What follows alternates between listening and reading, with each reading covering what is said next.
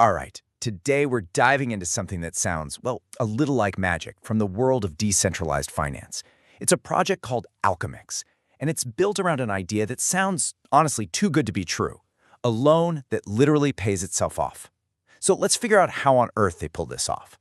I mean, just think about that for a second. What if you could take out a loan and instead of worrying about those monthly payments, the debt just kind of melts away on its own?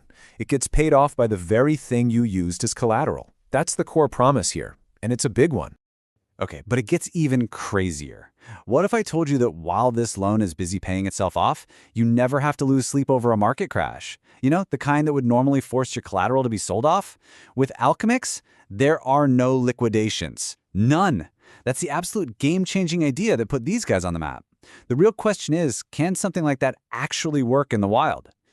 So let's get right into the nuts and bolts. Behind this really appealing promise, there's a pretty sophisticated financial engine. We're going to break down what Alchemix is and how they managed to pull off what feels like a magic trick. So here's the deal. Alchemix is a DeFi protocol that lets you take out these self-repaying loans. You borrow synthetic assets, something like ALUSD, against your collateral. And then the yield that your collateral generates, that's what automatically pays down the debt over time. It's kind of like having your cake and eating it too. You put in an asset and you get to borrow a token like ALUSD. Think of it as a digital IOU that's pegged to the dollar. All the while, your original deposit is out there working hard, earning yield, and that yield is what pays off your loan for you.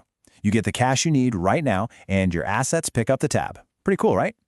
And look, this isn't some brand new, untested idea. Alchemix actually launched way back in 2020.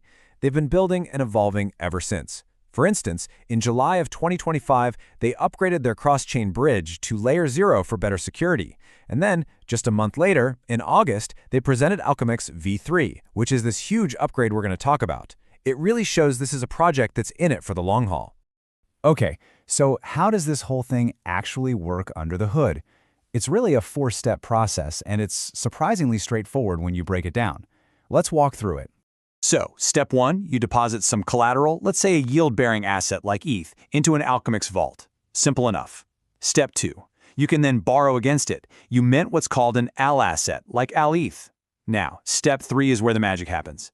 The protocol takes your ETH and puts it to work in safe, yield-generating strategies across DeFi. And finally, step 4. All that yield your ETH is earning, it's used to automatically chip away at your debt. You don't have to do a thing. It's the perfect analogy. It's like buying a rental property, and the rent your tenant pays goes directly to paying off your mortgage. All right, all of this history and mechanics, it's all building up to what is probably the single most important moment for the protocol so far, the launch of Alchemix V3.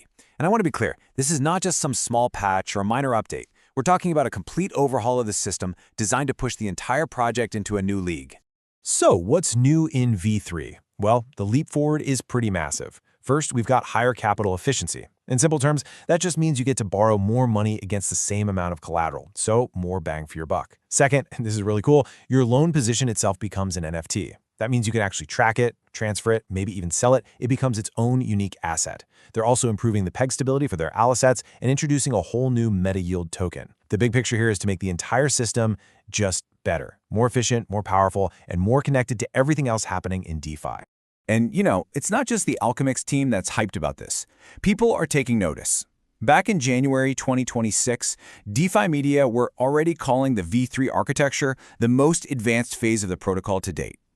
When others in the space are saying things like that, you know the expectations are running high. So let's ground this in some real numbers to see where things stand. As of February 2026, the market cap for the ALCX token is sitting around $19.6 million. Now, to be fair, that's quite a bit lower than its peak back in the 2021 bull run. What does that tell us? It suggests the market is kind of holding its breath. It's in a wait-and-see mode, with all eyes on the V3 launch to see if it can be the catalyst that really ignites things again. Okay, so with this massive V3 upgrade looming, you have to ask the big question, right? Could this be the future of DeFi loans? Is this self-repaying model the way forward? Well, to even begin to answer that, we've got to look at who they're up against and what could possibly go wrong. When you put Alchemix side by side with the absolute giants of the space, we're talking Aave, Compound, MakerDAO, its unique selling point just jumps right out at you. All those other guys run on a traditional lending model. If your collateral value drops below a certain point, bam, you're liquidated. Your assets are sold off. Alchemix is the only one in that group that says no. no liquidations. And that, right there, is its absolute killer feature. But, and this is a big but, that amazing feature comes with its own set of unique risks. First off, this thing is technically complex. The whole self-repaying engine relies on a steady, stable source of yield. Its health is totally dependent on how well those external DeFi strategies perform. If those yields suddenly dry up, the whole repayment engine just grinds to a halt. Plus, there's a lot of pressure on this V3 launch. Any delays, any problems found in the audits, that could really shake people's confidence. And of course, the whole thing is sensitive to market volatility and overall sentiment. So what's the bull case? What's the best case scenario? It's pretty clear. V3 is an absolute home run. It launches without a hitch, that higher capital efficiency pulls in a ton of new money, and people just flock to it. In this future, the self-repaying no liquidation loan isn't just a niche product. It becomes a new DeFi standard, a fundamental building block, a DeFi primitive that other projects start using to build even cooler stuff. Okay, what about the neutral case? Well, here, V3 launches, it works just fine, but the growth is more moderate. It's steady, not explosive. Alchemix successfully carves out a really respectable niche for itself. It builds a loyal, active community of people who absolutely love the protocol. It survives, it even thrives, but it doesn't really shake up the market or dethrone the big guys like Aave. And then, of course, we have to talk about the bear case. In this scenario, V3 just doesn't catch on. It fails to bring in that much-needed new capital. Maybe the complexity is just too much of a hurdle for the average user.